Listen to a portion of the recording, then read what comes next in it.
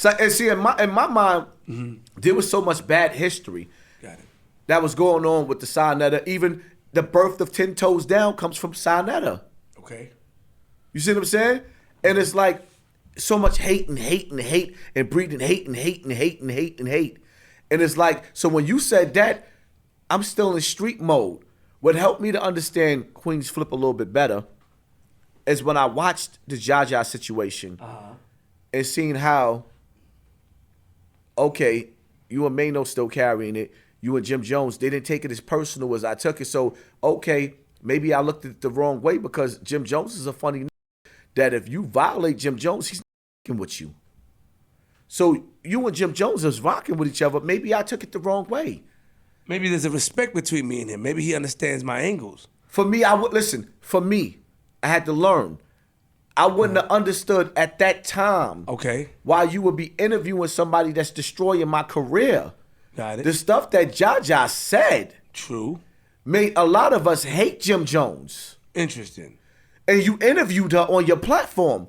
So for me, being the devil's advocate, I didn't agree to anything. Flip, I didn't understand that. You know what devil's advocate is, I didn't understand it. That's like even now, right? Me and Swelly just had a conversation earlier today. And I found out a dude that I was around a couple of times was a nigga that he ain't rocking with. That X'd out of my life. I hear you. Because I pick and choose sides when it comes to certain. And when it's that deep, I'll tell you brothers, like, I love both of you. I got to stay out of that. But I pick and choose sides. Let me say this. So I didn't understand. I didn't know the things that Jha Jha said. You all right? I didn't know. First of all, things that Jha Jha said. A lot. I was around for some of them. So, a lot of them. I didn't know that she was doing it. First of all, when I looked online before interviewing her, I didn't see anything. She haven't done an interview in a long time. That's number one. I made sure I checked. Number two, my devil's advocacy, my way of responding to things I have mastered a way of interviewing somebody who's against my friend and becoming successful at it because I play the devil's advocate. I'm not agreeing with them. I'm going to argue with you down and go. That's a skill as a mediaologist that I mastered. So while you looking with your binoculars and looking deep down and looking at the overall perspective, Capo and them know, I know what Flip doing. Let me give you an example. Snow Billy wanted to interview, but Mano studio was next door to us. Snow Billy at that time was talking so crazy, it would have been a great interview. I said no. You know why? Because I'm not stopping my mans in them after all the stuff he said. I can't get involved. I'd rather respect. See, that's too far. All the stuff he was saying is too far. I'm not gonna do that because Mano know. First thing is, Flip, you know what time it is, Flip. I call him. Hey, yo, Snow Billy want to do an interview. What's up? All right, so what? You putting the code in? You know what time it is? I have to. That's my man. I rock with him. He held me down. Mano, anytime I needed him, he was there. So I have to comply of what I know of how we move. I don't know Snow Billy like that. So while I be a meteorologist, so my credibility as a meteorologist don't look faulty, I declined the interview. Of course it would have been a good interview, but he went too far to one of my mans. Jha Jha, I didn't see. The last time she did an interview at that time was 2011. I didn't see nothing. So I said, I'm gonna get her. Now, I didn't know all the stuff she was thinking. I still put it out. So when Capo talked to me, he understood, yo, Flip, they know how I'm going to talk. They know Flip is not going to sit there and agree with nothing. This is why, rest in peace, DJ K say he had a problem of coming up here. You have a way of reigniting issues. And that's why I had to change and say, okay, I have to be more better. K Slay, when he talked to me like that, and when I read the text message and stuff like that, and now that he's gone, when he said that, he said, look what you did with Sub-Zero and Fendi. Why would you bring that up? Look what you did with Mano and the guy. But the guy the situation with Mano, he wanted me to interview him. I declined that too. The jail situation. Before he got locked up, he said, yo, me and Mano cool, we just want to come and talk about it. And then 2 weeks later, he got locked up for what happened in Brooklyn. But what I'm saying is that because of my devil advocate way of interviewing, it causes trouble, right? So I tried to look at things from a different perspective and be a little more easier now. So, like when of course I know Fendi, but Sub-Zero up here, I'm like, man, he didn't do that, man. He punched you in your face. I saw it. What we talking about? So now he's going back and forth. Now his expression is anger, but in my mind I'm not thinking that I'm going to reignite it. It's old, but that's selfish. That's wanting to get the click. That's wanting to get the views. I'm not realizing I am, but I'm not realizing that he has his peoples as well. And regardless of if I'm able to be in a position to ask a question and conduct my interview, it may still cause a domino effect. So when K Slade told me that, and then him passing away, it sat with me. So to respond to you, my friend, and I just wanted to do a Malcolm X doc. I just wanted to talk about Malcolm X, and you made it so big. Because they talked about you like a big bad book. All I was trying to do was say, I'm going to protect you. He's not going to do that. King Erner's my man. He look out for me in Philly. Regardless how you feel, I know King Erner's going to respect me because we have a rapport. But Hassan Campbell, who started at a point on my platform before the big jump, let me hold him there. So y'all niggas, that's how I looked at it. I didn't look at it any other way. I didn't look at it like, oh, I didn't. Maybe that was a fool of me. But I was disappointed that you couldn't see that. I was disappointed also that you said, yo, Flip, you telling. I was just showing them like he's not a pushover. Flip, I never seen a like you in my life. Thank you are exceptional. You the different nigga. And one thing I understand from other real niggas that they learn to say, you know what? I accept this nigga for who he is because you different. So I had to learn to say, okay, it's different. When it comes to Jha Jha, yeah. what she said was so painful, was so hurtful. Now, all Jim Jones had to say was, which I heard somebody else say, which was Mace. This was the craziest shit.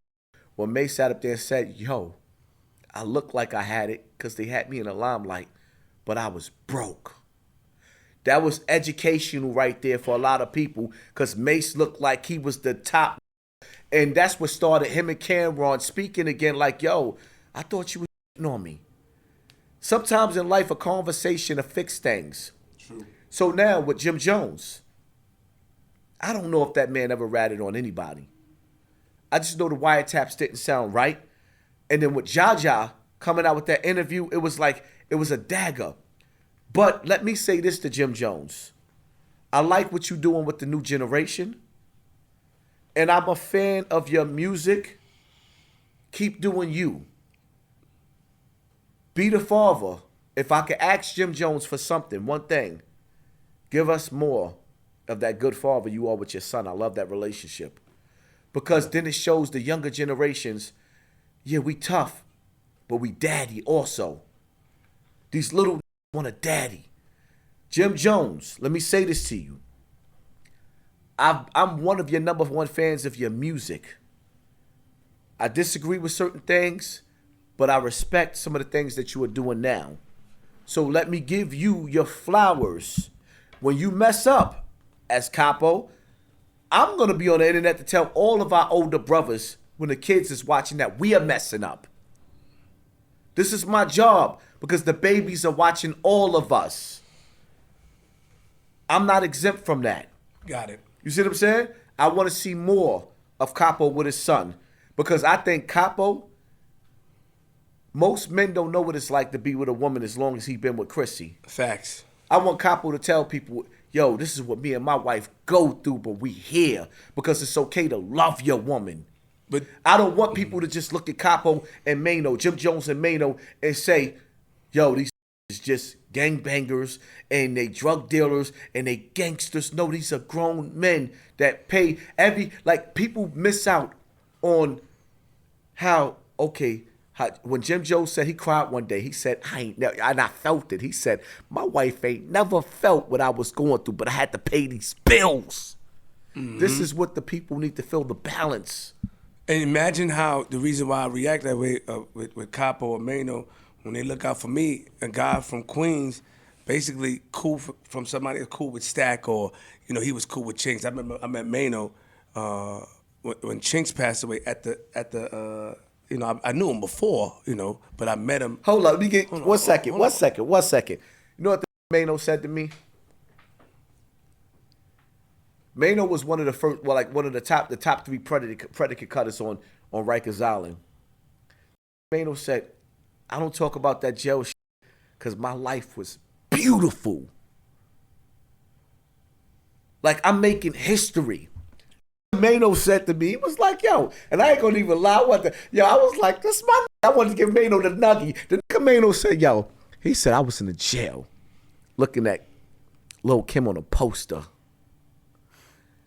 And I came home and put and little- smashed All right, some of easy. the baddest R&B actors, Easy. rappers. That's a fact. Easy though. Yo, Easy.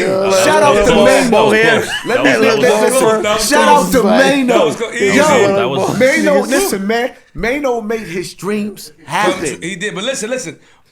Before we get on the mic on on G to ask a question, I just want to say the angle I come from is that seeing these guys hold me down and they didn't have to. Even before, you know, when I was just Flip, when I was running around acting crazy as a guy who they thought was from Far Rockaway, when I was carrying and acting a fool and just trying to stand out and prove something. You know, I'm a loud one, so, you know, when I was on the Pump It Up video shoot, waving hammers around just because I want to. And you had a good mother. Yeah, we're gonna talk about that too. You said my mother worked for the DA and she don't. We're gonna talk about that too. You keep spreading nonsense. That's Your mother worked for the DA, my mother- that's nonsense. That's We're tough. gonna talk about my mother worked for the mayor's office, not the DA. Okay, it's two different things. But we're gonna talk about my mother is a part of paying companies in the city in Manhattan. Not the DA. Oh, his mother worked for Shout the out to DA. Mama And Flip. my mother watched you. Shout out to She Mama said, Flip, She said, man, yo, right? my mother, you know my mother came to me? She said, yo, you know who hurt me? Who? Besides Shampoo, Hassan Campbell. Because he paid me so much respect. And then he said that. I said, I know, man. You know what? I had a conversation about Mama Flip before I came here. Right before I pulled up on the block, and it wasn't even expected. I was talking to a female, and she was saying to me, yo, the party, October 29th, yeah, Saturday, yeah. They were saying that, she was saying that, Pull the mic closer. she said Mama Flip had me come to an event where somebody got murdered and we was outside and we was doing something for the dead or something like that. I forget the name of it. And this is somebody that's family. I was like, for real? She said, yeah, I'm part of the organization. Shout out to Mama Flip. Thank you. Yeah, thank you. I Yeah. appreciate that. So She my mama now. I want some chicken and oxtails and all that. Yeah. Make sure you make it right. And you did. But she gonna make it, and you can, and you ain't eating my plate. You had surgery. What I'm saying is this though, as a guy, you know, that's why we react like that. I know these guys personally. I never saw a fault. So of course we have the ups and downs, and I do agree with what you said, what May said. A lot of people don't know that Capo at the time had a lot on the shoulders and stuff like that. I mean, you had Mel Murder, you had Max, you had all these people around coming out your budget, flying them out to Miami, flying them around. We was there, Baz. Like, we seen it. But people say things and they think that you have it so much bigger than when you actually don't. And I'm not saying, like, he worked so hard to get where he's at. That's why I think it's unfair what people say about him. That's why I think it's unfair how they put that on him. That's why I rock with Dice. Dice said no matter what, I understand. I've been around Capo and I rock with people that try to understand. And that's why I used to get mad at you. I'm like, Poppy, nah, that's not true. So you I'll know put what? you on the phone with Capo, Jim. teach us. Like, one thing, like, I respect, because you giving me a new light where I have to respect it. But you also have to give us education. Capo, we need to know. True. Like, sometimes, the way Mace did, Capo got to sit up there and say sometimes the money is not there. Because then your friends will be sitting up there saying, yo, I know me, for example, right? I know that I never touched the money that I touched legally in my life. And then YouTube stopped taking taxes. So when I finally realized what I owed, well, I'll tell you like this, right? When I spoke, I went to a couple of tax dudes. The dude that I spoke to last year, he said, if you don't figure your shit out, because you want to be the street nigga, he said, if you don't figure your shit out, you're gonna owe $200,000 just for last year alone. You a millionaire yet? I never met. No, I'm not. I am. No, I'm not. And you know why? Thank you. You know why I'm not a millionaire No, yet? I'm not a millionaire either. You know why? You know why? You know why? You know why? You know why I'm not a millionaire yet? Yo, stop. Because